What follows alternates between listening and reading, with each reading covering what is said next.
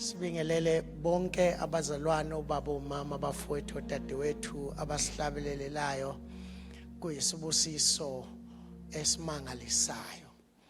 Ngicela ukufunda lamazwi atholakala encwadini yesibili kaTimotheo isahluko 1, 2 Timothy chapter number 1. Uma uzofunda from verse number 3 kufunda kanje: ngiyambonga uNkulunkulu engimkhonzayo kusukela kokhokho ngonembeza omhlophe, njengalokhu ngikukhumbula ngokungaphezi emikhulekweni yami ubusuku nemini, ngilangazelela ukubona ikhumbula izinyembezi zakho ukuze ngigcwaliswe ngentokozo, ngikhunjuzwe ukukholwa okungena kuzenzisa okukuwe okwahlala kuqala kunyoko okhulu uLois nakunyoko uEunice. Yebo, ngiyethemba nakuwena. Ngaleso sizathu ngiyakukhumbuza ukuba uvuse isipho somusa sikaNkulunkulu esikhona kuwe ngokubekwa izandla zami, ngokuba uNkulunkulu akasiphanga umoya obugwala, kepha owamandla nothando nokuzikhuza. Amandla khona nothando lukhona, kufanele futhi nokuzikhuza kube khona. Ngalokho ungabi namahloni ngobufakazi bengenkosi yethu nangami isiboshwa sayo, kodwa hlanganyela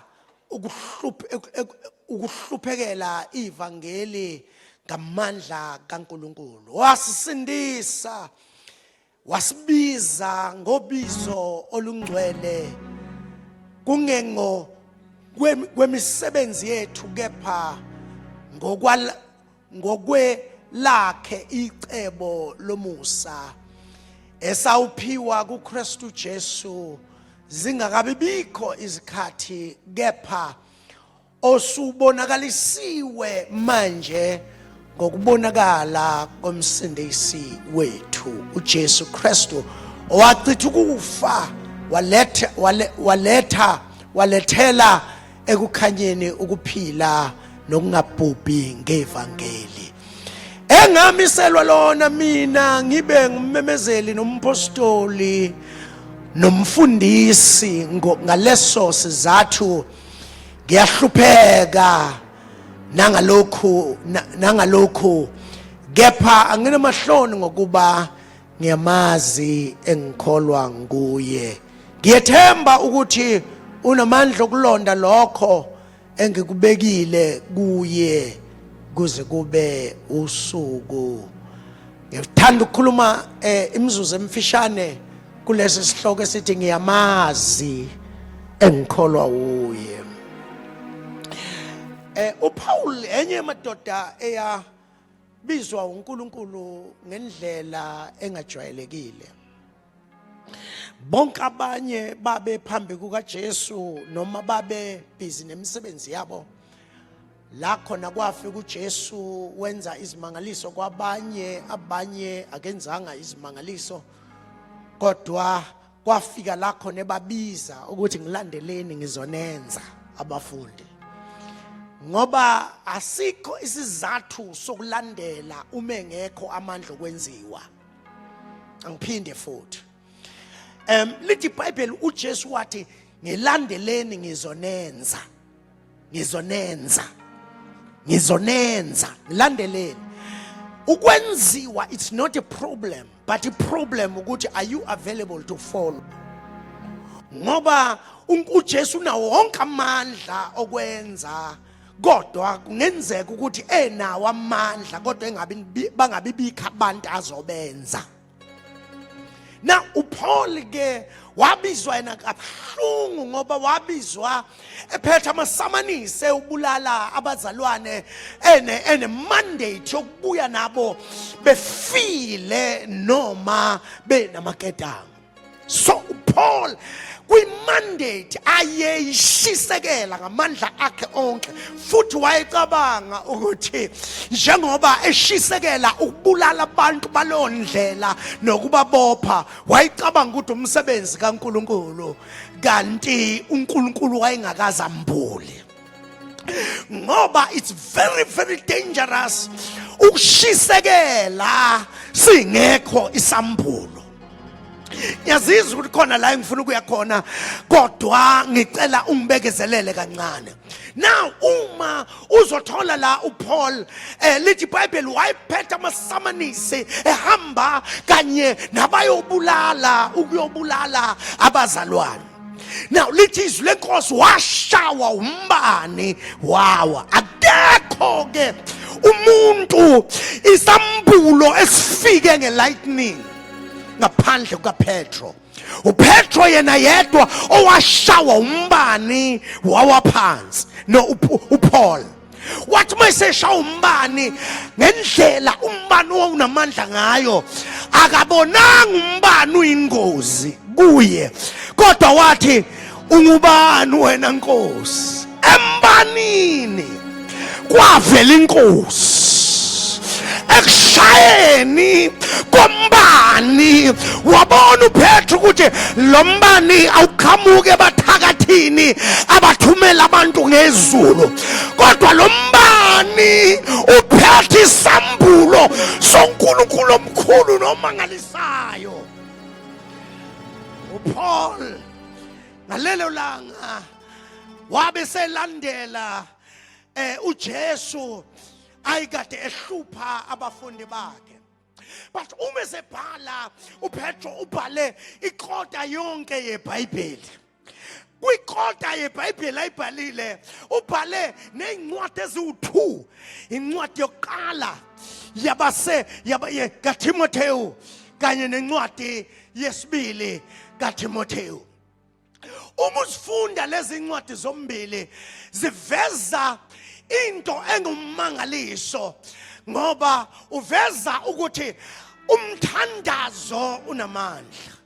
Ngiyayala kukho konke ukuba bakhulekelwe abasekhundleni nabo bonke abasendaweni eziphakemeyo, uthi ukuze sihlale kahle kulelizwe.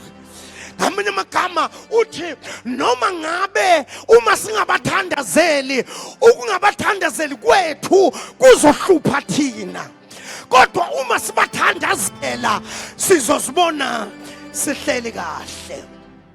Now la sifunde khona namhlanje na ufundisa uPaul ngamandla evangeli esikhathini esiphila kuso. My God, I again submitted this thing to you in this 15 minutes. Ukuthi isikhathi esiphila kuso isikhathi esibhlungu. Number 2, isikhathi esiphila kuso isikhathi esiyingozi.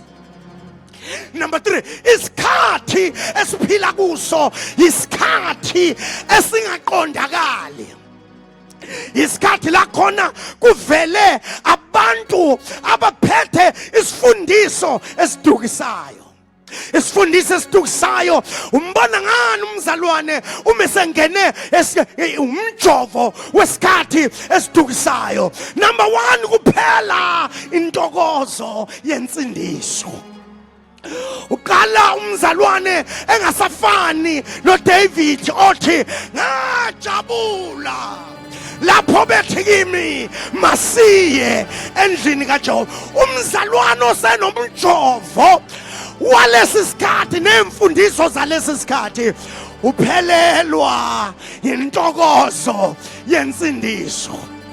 Noma singahlabelela sigqume senze yonke into yena uyihlalela nje ngenxa yokuthi ubumnandi bensindiso buphelile. siphila kuleso sikhathi la khona abantu beza enkonzweni nemithwalo abasayibazi ubumnandi bensindiso. Umbona ngani umuntu osejovwe ilezi khathi? Umbona ngoba sekunama esenabantu asondela kubo bese kuba nabantu abashayayo. Ubumnandi bensindiso buthi woza nawe. Ubumnandi bensindiso buthi woza, lento engiyitholile nawe ungayithola. Nisekhona bazalwane. Ngamanye amagama umuntu osindisiwe simbona ngoba evula izandla zikamoya, amukele ngisho abaqhamuka ebubini. Glory to Jesus. Glory to Jesus. Umbona ngani umuntu osejoviwe? Ubona ngoba zonke izinto zokukholwa umuntu akade ezenza ngentokozo, noma ngabe ukuyothandaza, noma ngabe ukuyonikela, noma ngabe yini, umbona ngoba esehosheke kuzo zonke izinto. Usenomjovo wemfundiso zalesi sikhathi. Kodwa uPaul uma eza kuTimotheo kwase kukhona imfundiso vele eziningi, ngiyavala vele manje ngiyavala. Kwase kukhona imfundiso eziningi ezase sibajova abazalwane, zibajova abantu. Bejoviwe uthi ke mayikhuluma kanye nalomzalwane uthi anginamahloni. Futhi uthi nawe ungabi namahloni ngaleli ivangeli. Enye izinto that has come bazalwane, ivangeli sekuvele ukuthi abantu abaningi sebenamahloni ngevangeli ngoba seziningi izinto ezikhulunyiwe. Akasekho ophumela obala. Angazi noma thina sisafunda ikole kwakuthi esikoleni sihlangane ngama break kuyathandazwa, kube khona ama-SCO la khona kushunyelwa. Kodwa ngizwe kuthiwa ezinye ikole eziningi sekuthulekile, kufundisa abazalwane kuzo, kufunda abazalwane kuzo. Ngenxa ukuthi enye izinto, ngenxa yemfundiso nezinto ezivukayo sesidevelophe ukuba namahloni ngevangeli.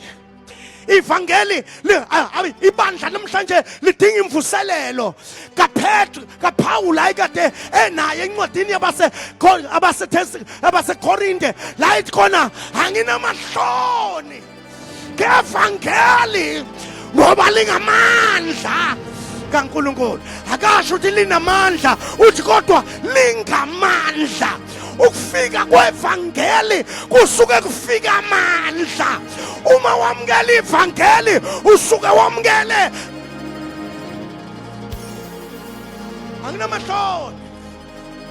Anginamahloni ngevangeli. But one of the things azishoyo uthi ke uPaul, ngalokho ngiyahlushwa.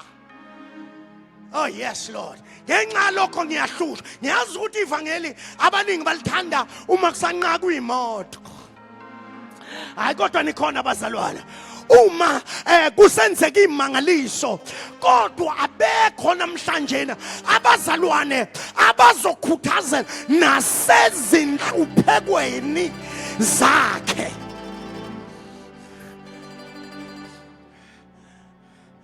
Ake ngisho lokho, ukuba inhlupheko kaze zibe khona, ngabe uJesu, ngabe insindiso asiyitholanga.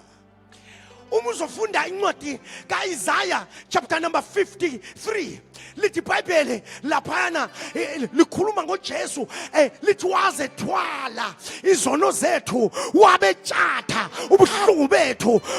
Anisekhona kodwa bazalwane, lithi wazenza lezi zinto ukuze thina sibe nokuthula emphefumulweni wethu.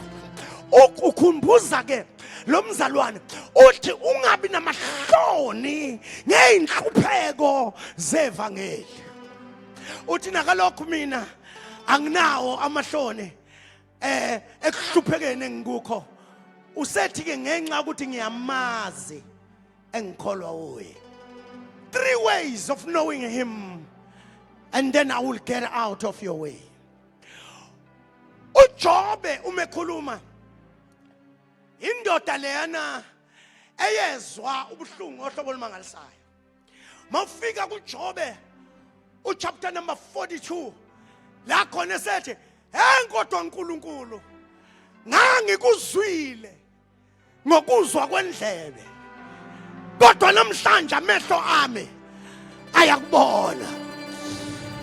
Ukhona umehluko bazalwane phakathi kokwazi ngenxa yokuzwa kwendlebe. uJobe umekhuluma lawo mazwi uthi hayi ngakhuluma ekungazini kokubona, kodwa ngakhuluma ekwazini kokuzwa.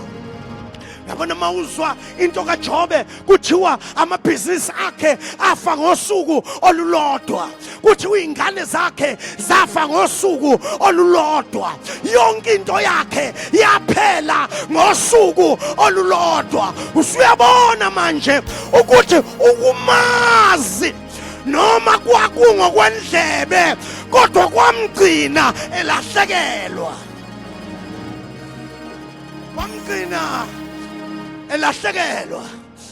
Yabona uma ngimbheka uJobe mhla bazalwane esefika kule level yokumazi emva kokuthi abone.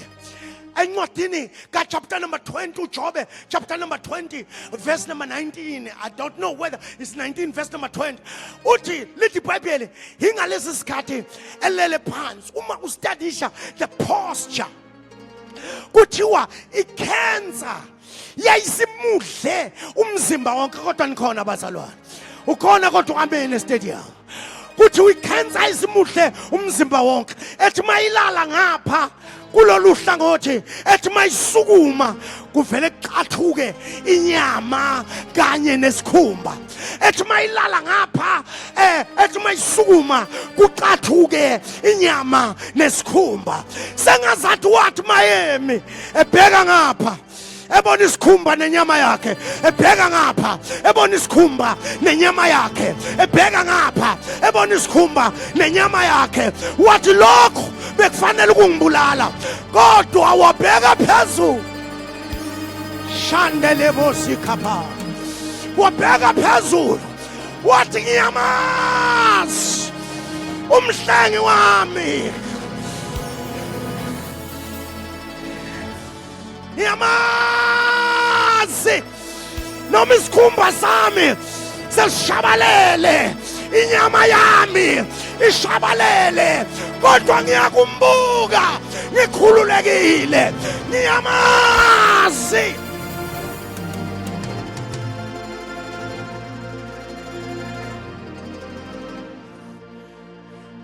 Ngiyamazi engikholwa uye. Angazi ukuthi uze kule stadium yini oxakwe yiyo. Ngifuna ukuthi into oseduzane kwakho uthi lento incane kakhulu kunalolu lwazi engilwaziyo ngaye. Ngiyamazi.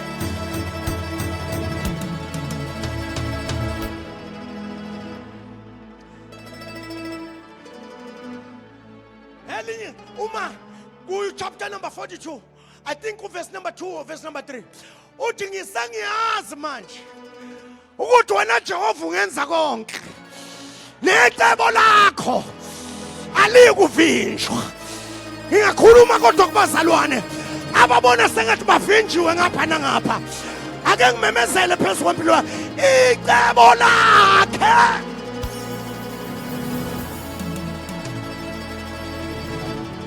icebo lakhe alikuvinjwa. Noma ungagula uzophila, icebo lakhe alikuvinjwa. Noma ibhizinisi lakho linganyakaziseka, kodwa icebo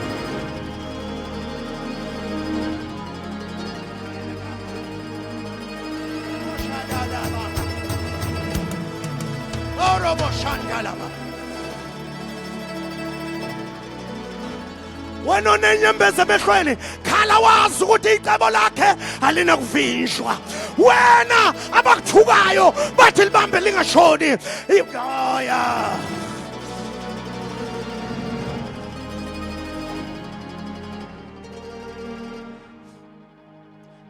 Khona ukumazi ngokokuzwa kwendlebe, ukumazi ngokokuzwa kwendlebe, kodwa khona ukumazi, umazi ngenxa yezinto asezenzile amandla akhe. Shadrach, Meshach no-Abednego encwadini kaDaniel chapter number 3 uma uzofunda from verse number 17 kuthiwa inkosi yamemeza yathi uma ikhuluma naye yathi, bafana kungamabomu yini ukuthi ningakhothami? Kungamabomu yini ukuthi ningakhothami? Beswakala abafana bethi asidingi ukuphendula kule ndaba yakho. We've got nothing to say kule ndaba yakho, kodwa kukhona isifuna ukukutshela khona. Our God, awethu uNkulunkulu siyamazi, awethu uNkulunkulu unamandla, awethu uNkulunkulu unamandla naphezu kwalesithando somlilo, unamandla naphezu kwalengxaki, unamandla nalento ekubophileyo, unamandla. Our God is able. Wakhuluma abafana amamaziyo. Abakhona ezinye kukhona amanye levels ongeke ufike kuwo until you know him. Until you know him. Nisekhona kodwa bazalwane. Kuthiwa labafana kwathi noma sebephoswa esithandweni somlilo bathi mabephoshwa bebosiwe umlilo wathatha amaketanga, kodwa bona babonakala behamba. Engathi into ezokwenzeka kulesi sikhathi la khona uSathane esecabanga ukuthi uqedile, ifundiso zobumnyama zicabanga ukuthi iqedile, kuzovela not many but the few abazobehamba bathi noma ungawubasa lo mlilo kodwa ngeke.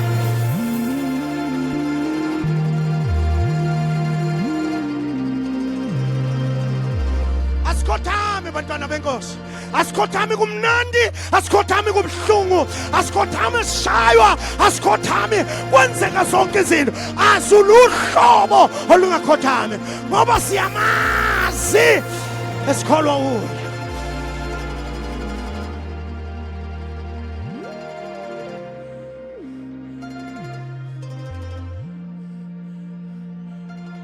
You see these boys, le Bible bahamba kwangasha ngisho amayembe,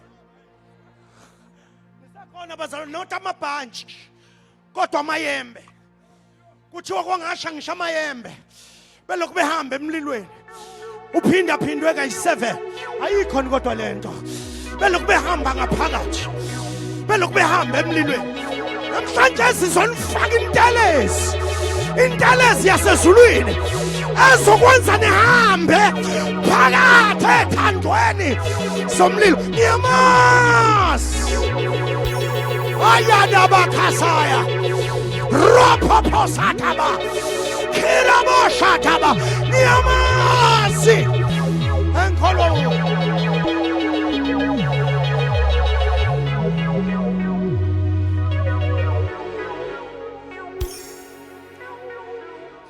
Lethi iBhayibheli babonakala behamba kungashi namayembe, belokhu behamba phakathi kungashi lutho. Yathi inkosi asiphosanga yini aba 1 2 3, kodwa ngibona sekukhona nowesine manje, ngibona khona nowesine. Ngenxa ukuthi uma umazi uyakwazi ukwehla angene emlilweni kanye nawe. Khona abanye lapha phakathi kwethu abathi umfundisi wazi ukuthi kuyisaphila kanjani. Yithi mina usazophila futhi noma umlilo ungaphinda phindwa, kodwa wena usazophila. Ngiyamazi.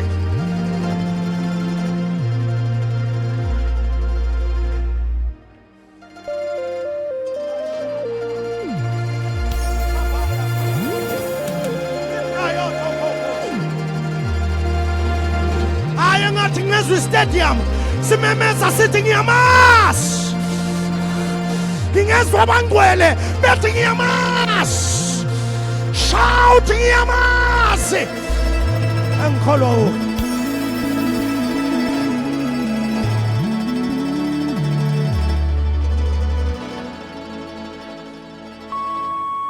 And Paul umekhuluma ezwini likaNkulunkulu encwadini yabaseFilipi, one of the most powerful portion of scripture. Ngoba le ncwadi leyana kwakusiyona incwadi yevangeli, kodwa kwakuyincwadi yokubonga iminikelo yabazalwane. Yeah, once you open that book, ingqondo iyagijima ithi namhlanje sibongwa ngomnikelo. Nisekhona abazalwane. Ngimthanda umekhuluma kuyo le ncwadi uma ufika ku chapter number 4. I think it's verse number 17, 19, 20. La khona ethi uNkulunkulu wami uza kugcwalisa ukweswela kwenu. Sekukhuluma umpostoli njalo. Sengikhuluma kuleli dolobha. Sengilikhipile leli yazwi eBhayibhelini kodwa ngililetha kubantu abalapha. uNkulunkulu wami la ngihambe naye for 35 years. Full time ngishumayela imessage ingaguquki. uNkulunkulu wami. Angisho uNkulunkulu ongiphilise ezifweni okuthiwa abantu abaphili kuzo. Kodwa uNkulunkulu wami uzokugcwalisa. Adadabakasa. Ushadabaka. Uzokugcwalisa ukweswela kwenu ngokwengcebo yakhe esenkazimulweni. But listen to this. In that book, my God, because that is the theme verse. Encwadi yabaseFilipi. But uma uza eqaleni chapter 1 verse number 6. Uthi ngethembe yona leyo. Ngethembe yona leyo. Ukuthi owaqala umsebenzi omuhle oshadabaka. Owaqala umsebenzi omuhle empilweni yami uyakufeza. Thinto seduzane kwakho ukuthi uyakufeza.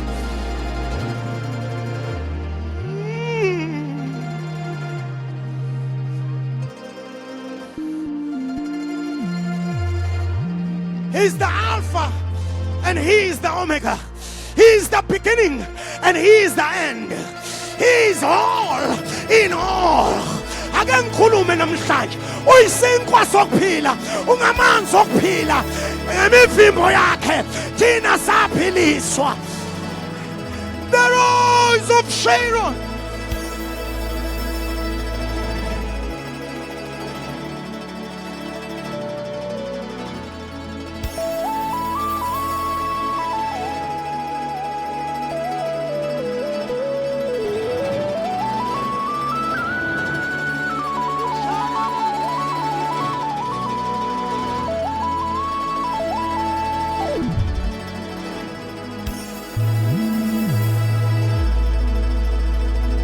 Thanda umesefika ku chapter number 2 ngoba kufanele kube khona indlela omazi ngayo.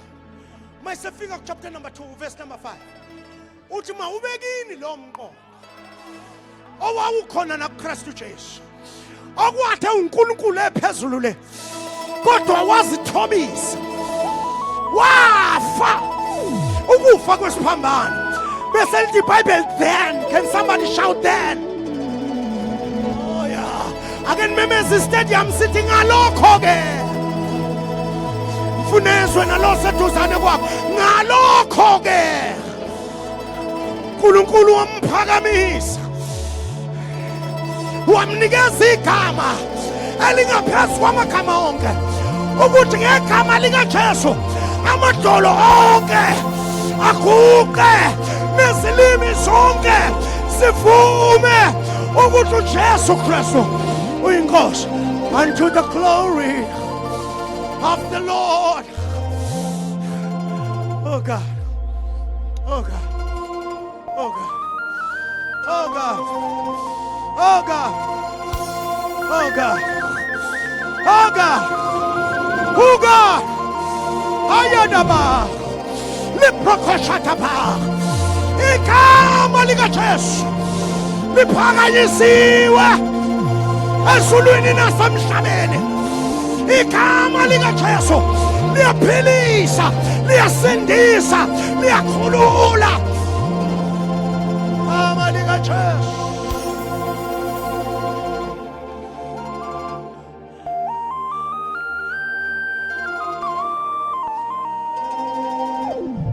Abesefika ku chapter number 3. Masefika ku chapter number 3. Umuzofunda from verse number 7. Lithi konke okwakuyinzuzo kimi ngakushaya indiva ngenxa yokumazi. Can I suggest something here? Ukuthi uma kukhona isono ohluleka ukusiyeka yikuthi awumazi yena. Ngoba uthi uPaul uthi ukumazi kwangenza ngishaye ngilahla izinto. Ake ngimemeze noma ngabe sekukhona ivangeli legrace singayiqondi kodwa izono ziyalahlwa. Kuyashiya utshwala bafowethu, ziyashiya intombi, ziyayekwa inyanga, akuyiwe enyangeni.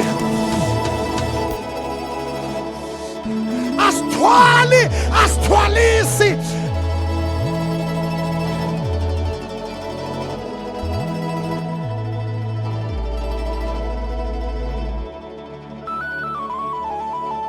konke okwakuyinzuzo kimi ngakushaya indiva ngenxa yokumazi.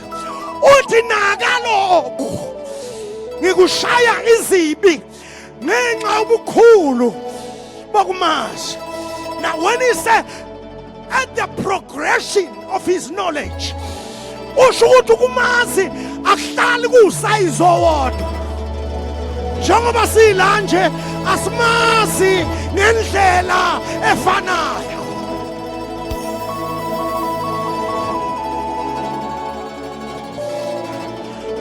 Fanele ukumazi njalo mawuvuka ekuseni uthi yandisa ulwazi lwami. Njalo sekusemini mawuphuma emsebenzini uya kwilunch noma uya kwidina uthi baba khulisa ulwazi lwami. Ngoba uma lukhula kukhona into eyenzekayo.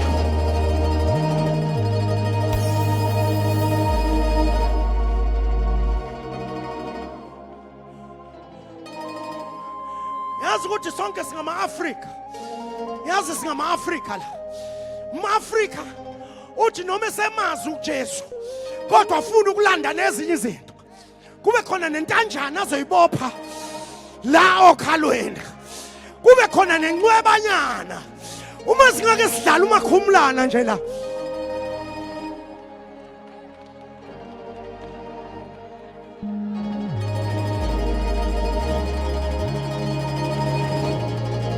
Khona izinto ezikumangaliso esingazibona zilenga.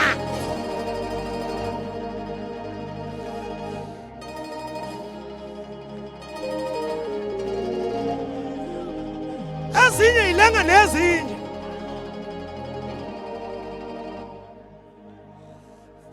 Inkinga ukumazi.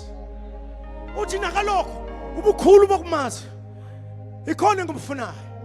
Abesezothi ke la afika ngiqede khona bishop la afika ngiqede athi ukuze ngimazi yena ngazi namandla okuvuka kwakhe ngimfuze nangokufa kwakhe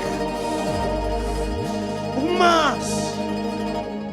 Let me close like this. Isikhathi esiphila kuso sidinga umuntu omaziyo ngoba ziningi izinto sijikelwe naba kade sihamba nabo. Sajikelwa nekade sihamba nabo. Nisekhona bazalwane. Uyabona uma sekujika uzikhale Uyazi uSathane kukhona ingxenye lezi stadium esizojika kanye naye. Kodwa mawumazi uthi sikhali shona eceleni ngoba usukhuluma enye into. Kodwa mina ngiyamazi engikholwa uye. Isikhathi esibi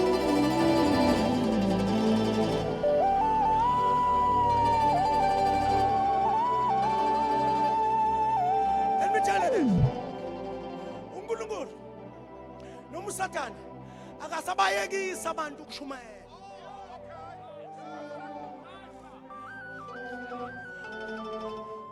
Kodwa ufuna bayeke ukushumayela uJesu ole ngesiphambanweni.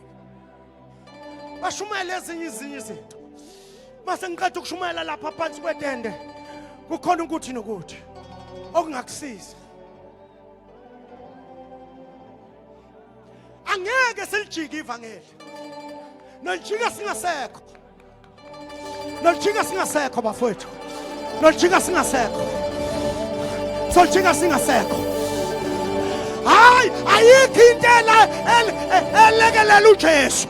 uJesu yena ngemivimbo yakhe saphiliswa, wenziwa wabampofu ukuze thina sicebe. Ngiyamazi engikholwa.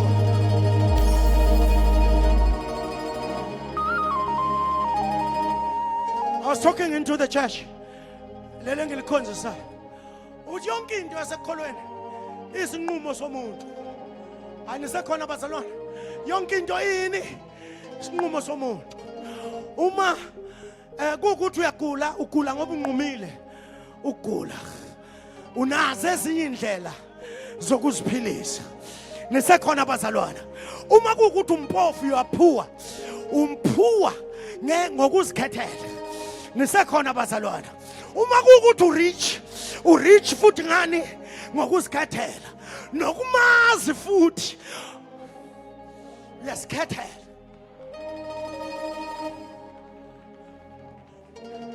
Let me close like this. Uthi Paul, noma sekukuningi kanje,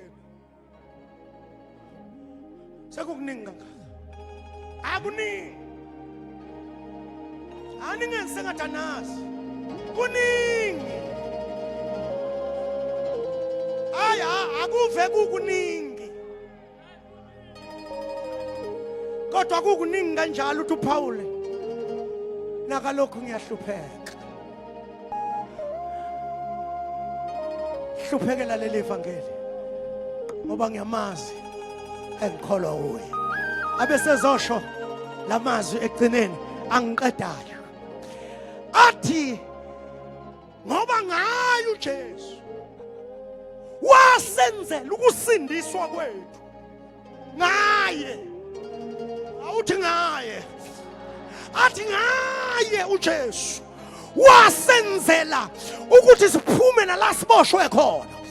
Ngaye, awuthi ngaye, ngaye uJesu kule stadium wena ungasukuma uhambe. Ngaye uJesu kule stadium wena ungaphuma kulezo zibopho zakho. Ngaye, yamazi engikholwa.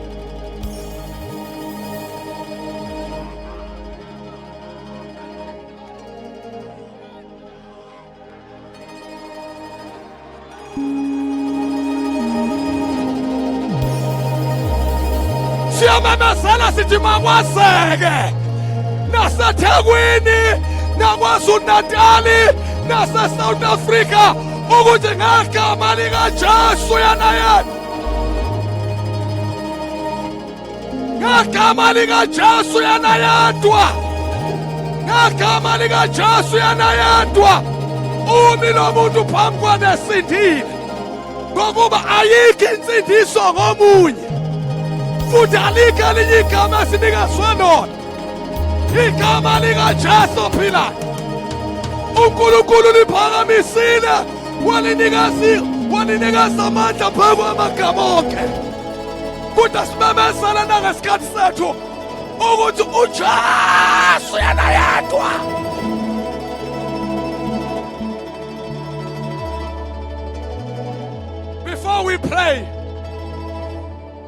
before we pray.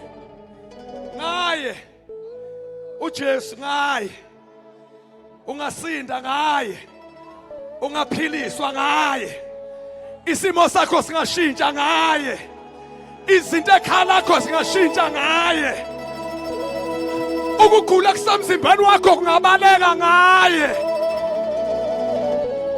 Masasithandaza manje before we close. Bengifuna ukuthi ngenza lo mthandazo ngi-invite umuntu othi mpostoli ngise kule ngqungquthela enkulu kangaka kodwa ngasindi ngaye. Mayikhona umuntu la othi hayi mpostoli angikahlangani nalo Jesu. This is a golden opportunity. Singakathandazeli isifo sakho, singakasithandazeli isimangaliso sakho, sicela ukuqhweba umphefumulo wakho qala.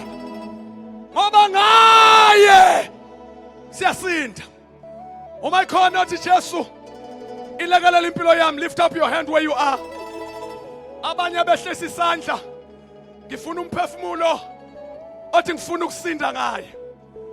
Uthi obhala umhlabelelo ngegama lakho Jesu amadolo onke ayaguqa. Mayikhona umuntu athi Nkosi ilanga ngiyeza uthi ilanga lokukhululwa kwami lokho and akwenzeki ngomunye kodwa kwenzeka ngoJesu kuphela. God bless you. Ngicela uphakamisa isandla sakho nawe. I see hands.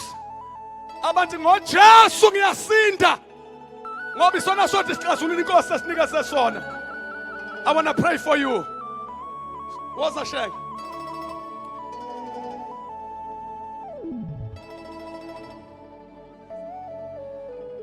Bonke abantu abasho njalo namhlanje. There are people today in this afternoon abathi we need the touch of our senior. Ngiyazi ukuthi sibaningi lapha ya. Kodwa khona abantu abaspecial ama ministries athile onginezinto uNkulunkulu ayiconnecta kubona okufanele bahamba idestiny ethile. When it comes to ministry kaNkulunkulu, special people engifisa ukuthi uBishop engahambe ngabathintanga ngezandla. Not all of you, but labo uNkulunkulu ufuneka aqhumisa izinto ezithile. Ngikhuluma ngabantu ababiziwe, ngikhuluma ngabantu abathwalisa umphongolo, ngikhuluma ngabantu abamemezela umbuso kaNkulunkulu. Abathi khona lento kodwa sesiyesaba ifihlekile ngaphakathi. Bishop physically beka isandla phezu kwekhanda lami. Ninompostoli umbuyazi ngicela bezibalethe ngapha Bishop uzosa ngapha. Yizani kule ningayi ngemuva kwestage. Come here. Ningayi ngemuva kwestage, come here. I need ukuthi kuqhunyiswe lezi zinto ngaphakathi kimina. Apostoli estimbuyazi no Bishop physically ngibeka isandla. Ngiyezwa kunejena kumele ngihambe. Ngiyezwa kunohambo okusamele ngilihambe kodwa ngenxa yefiye nezinto eziningi ezenzakalayo sengisengadawutha ukuthi nginento kaNkulunkulu, ukuthi ngabiswa, ukuthi nginamandla angithumayo. Gijima yehla stage, yehla phezulu lapha stadium. Uthi I need one touch is enough. One touch is enough. Baba ulinda